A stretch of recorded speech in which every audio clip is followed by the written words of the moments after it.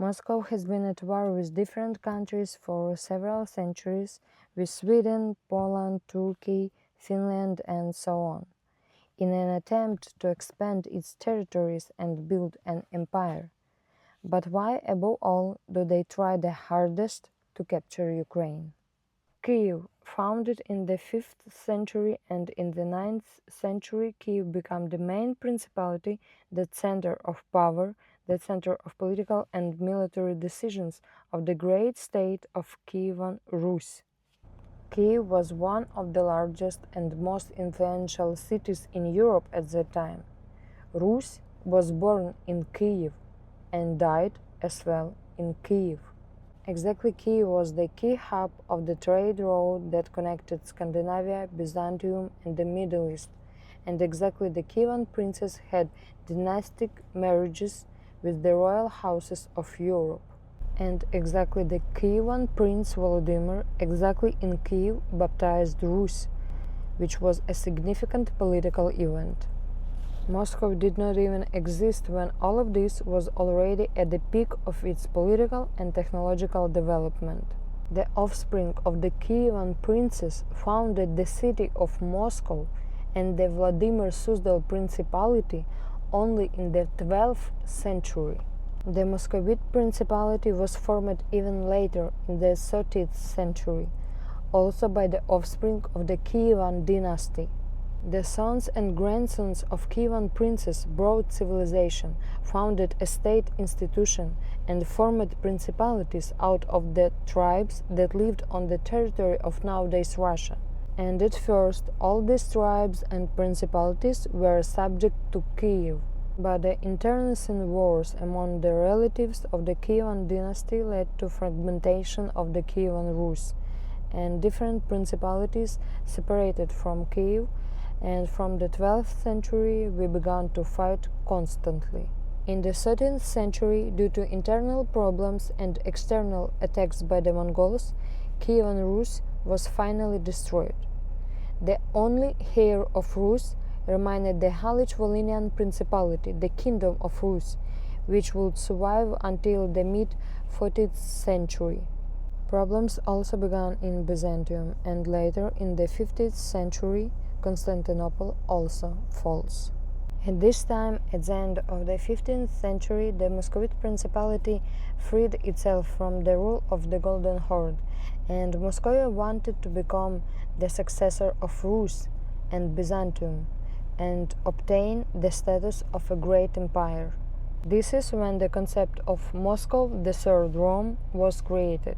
They wanted to become the center of the Orthodox Christian world and obtain the influence that Kyiv and Constantinople once had. Later, in the 16th century, Ivan the Terrible came to power in the Muscovite Principality and proclaimed himself Tsar of all Rus. From then on, propaganda about their legacy of the glory of Rus began to spread actively, continuing to this day. But there was only one Rus, Kyivan Rus. So turning the Moscow Tsardom into a great power was impossible without control over Kyiv. Only Kyiv granted the right to the legacy of Rus, its history and glory. Exactly then, in Moscow arises a formed purposeful task of subjugation of Ukrainian lands, which are the foundation, the skeleton for building an empire, to legitimize legacy, and this task is passed by the ruling elites of Muscovy from generation to generation to these days. Since that time we are always at war with Muscovy, or we are under Moscovian occupation, and statistically by the numbers, in a war with Muscovy, less of our people die than during a lasting peace in concentration camps, prisons, and forced labor under Moscow's occupation. If you like content, if you want more videos about history and different political events, you can support this channel with PayPal or other options, info in bio. It will be very nice for me, and don't forget to subscribe to this channel. Century after century, their idea is implemented. At first, Moscow occupies the neighboring principalities, the expansion spreads. And then, through diplomatic traps and military methods, little by little they occupied the whole territory of nowadays Ukraine. Despite constant struggle, exhausted by many external enemies, endless wars, and internal conflicts, Ukrainians cannot withstand pressure, and in the 18th century, Russia occupies us, and we end up trapped for several centuries. Today's Russia has no relation to Rus. However, the Muscovite Principality deliberately chose its current name to be associated worldwide with the great European civilization.